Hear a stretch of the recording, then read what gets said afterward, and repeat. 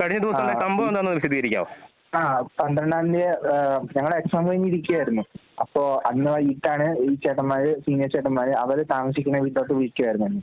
അപ്പൊ വൈകിട്ട് ഞാൻ എന്നിട്ട് ചെന്നു, ഒരു 5:30 ആയപ്പോ ചെന്നു. ചെന്നപ്പോഴേ അവര് ഡ്രസ്സ് മൊത്തം ഊരിക്കോളാൻ പറഞ്ഞു. ഞാൻ ഒരു ഇന്നർ മാത്രം ഇടിച്ച് നിർത്തിയേക്കുമായിരുന്നു. അപ്പൊ ആദ്യം മുഖത്തവര് രണ്ടടി തന്നു. അപ്പൊ എന്നിട്ട് പറഞ്ഞു, അപ്പൊ ഞാൻ മുഖത്തടിച്ചപ്പോ ഞാൻ പറഞ്ഞു മുഖത്തടെ പാട് വീഴും, വീട്ടിൽ പോകാന്ന് പറഞ്ഞോണ്ട് എന്നോട് പറഞ്ഞു കൈ നോക്കി ഭിത്തിയിൽ വെച്ചിട്ട് തിരിഞ്ഞിരിക്കാൻ പറഞ്ഞു. അങ്ങനെ തിരിഞ്ഞിരുന്നു. എന്നിട്ട് മൊത്തം പുറത്ത് അടിക്കുകയും തൊഴിക്കുകയും കാലില് ഹാങ്ങറ്, ഡ്രസ് ഇടുന്ന ഹാങ്ങറ് സ്കെയിലൊക്കെ വെച്ച് അടിക്കുകയായിരുന്നു.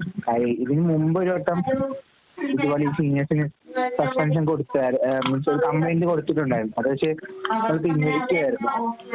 അപ്പൊ അതിന്റെ ദേഷ്യത്തിലാണ് അവര് കഴിഞ്ഞ വർഷം വിളിച്ചിട്ട് ഇങ്ങനെ ചെയ്തത്.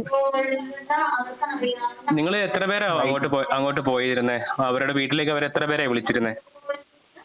ഞങ്ങള് 3 പേരുണ്ടായിരുന്നു. പക്ഷെ മറ്റു 2 പേരെയും മാറി നിൽക്കുകയായിരുന്നു. അതൊന്നും ചെയ്തില്ല. പ്രണവിനെ മാത്രമേ മർദ്ദിച്ചുള്ളൂ. ആ ഈ സംഭവം നേരത്തെ ഈ സീനിയേഴ്സിന്റെ ഭാഗത്ത് ഇങ്ങനെ ഉണ്ടായ സംഭവം ഉണ്ടായി കഴിഞ്ഞപ്പോൾ എന്താ കേസും നടപടികളൊക്കെ ഉണ്ടായിരുന്നോ? അന്ന് നമ്മളൊരു കംപ്ലൈന്റ് കൊടുത്തായിരുന്നു. പക്ഷെ അത് നമ്മൾ പിന്നെ പിൻവലിക്കുമായിരുന്നു. അതെന്താ അങ്ങനെ പിൻവലിക്കാൻ കാരണം എന്താ? അതന്ന് ആ ചേട്ടന്മാരുടെ വീട്ടിൽ നിന്നൊക്കെ വന്നിട്ട് ഭയങ്കര ഫ്യൂച്ചറൊക്കെ പോകുന്നോണ്ട് നമ്മൾ വേണ്ടാന്ന് വെക്കുമായിരുന്നു. ആ ടീം തന്നെയാണ് ഇത്തവണ വീണ്ടും ഇങ്ങനെ മർദ്ദനം? അല്ലല്ല അവരല്ല, ഇത് അവരുടെ ഫ്രണ്ട്സ് ആണ്. ഫ്രണ്ട്സിനോട് അങ്ങനെ ചെയ്തതിന്റെ ദേഷ്യമാണല്ലേ? ഫ്രണ്ട്സിനോട് അങ്ങനെ ചെയ്തതിന്റെ ദേഷ്യമാണ്. Okay okay. എന്നിട്ട് ഇപ്പൊ പോലീസ് കേസ് എടുത്ത് രണ്ടുപേരെ അറസ്റ്റ് ചെയ്തിട്ടുണ്ടല്ലോ? അവർ രണ്ടുമാണ് എന്നെ അയച്ചത്. Okay okay. അത് അവരുടെ പേരെന്ന് പറയുന്നത് ഗോവിന്ദ്, ഒപ്പം തന്നെ സുജിത്ത്. സുജിത്ത്. ആ